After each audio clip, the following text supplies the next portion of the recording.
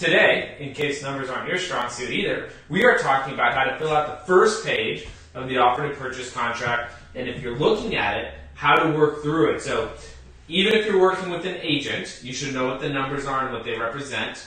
An agent will walk through this with you, and so you'll have a good grasp on it, but it's always helpful to have an idea of what you're looking at.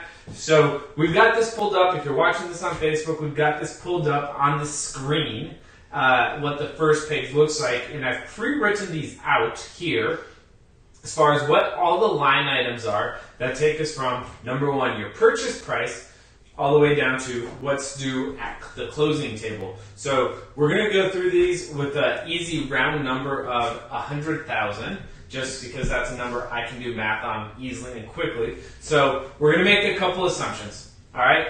The assumption that we're making here is that the buyer and the seller in this scenario have agreed to a purchase price of 100K, so of 100,000. So what does this look like as you're filling out the contract, right? So the first line is the purchase price. So you type in, or you write in 100K. The due diligence fee, if you guys remember, I think it was episode number 2, maybe it was episode number 3 of Whiteboard Wednesday, so probably episode 3, we explained what these terms are, but the due diligence fee is if you pay anything. We're going to do something for this example. It's what you pay to have the opportunity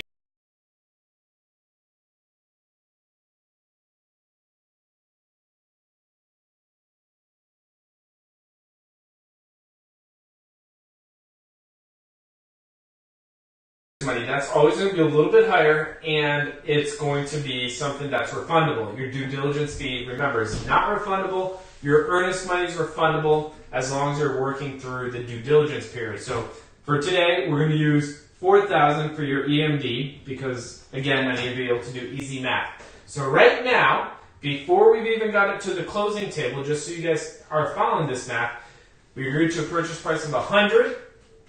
We gave the seller $1,000, which means that the balance as of right now is $99,000. And then we gave the attorney or the escrow agent, which is sometimes an agent or a real estate agent, another $4,000. So as of right now, we have a $95,000 balance. That's what we would have to bring to the closing table. Additional earnest money.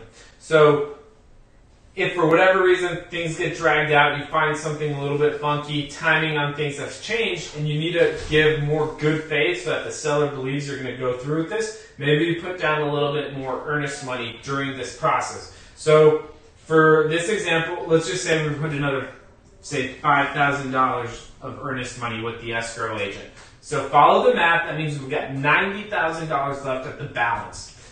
So we'll jump up to line items 5 through 8. We're not going to do an assumption, but if there was a loan that the buyer was assuming, that's where this would go. But for today's purposes, we'll do non-applicable. So that's going to be 0. Again, we're not going to do any seller financing, so that's going to be 0. This is not new construction or anything, so again, it's 0. Which means, what's the balance due at closing, right? So we've got 100 minus the 1,000 means that we've got 99 balance. Then minus the 4,000 puts us at $95,000 balance. Minus the 5 means that what we're bringing to the table is $85,000 cash, or in a loan, either way. So that's what would be due at the closing table. And these numbers all subtract from the purchase price. So as you're looking at this on the contract, I think we have it pulled up to my left right over here. You basically take it at the very top, purchase price, and then every number that goes under the purchase price is deducted from the purchase price and then is given to the seller at closing, or the one exception to that is the due diligence fee. That goes to the seller immediately. So hope this was helpful. It is straightforward math, but sometimes with all the different lines and whatnot, it can get confusing. I typically always have to double check my numbers a couple of times and use my phone or as a calculator to make sure I subtracted everything appropriately. So hope this was really helpful for you guys. If you have any questions on how to go through this, happy to chat with you all. And once again, let us know how we're doing. Appreciate it. Tune in next week. Whiteboard Wednesday episode. What we think is 11 was today. Next week will, in theory, be 12. Take care, you guys.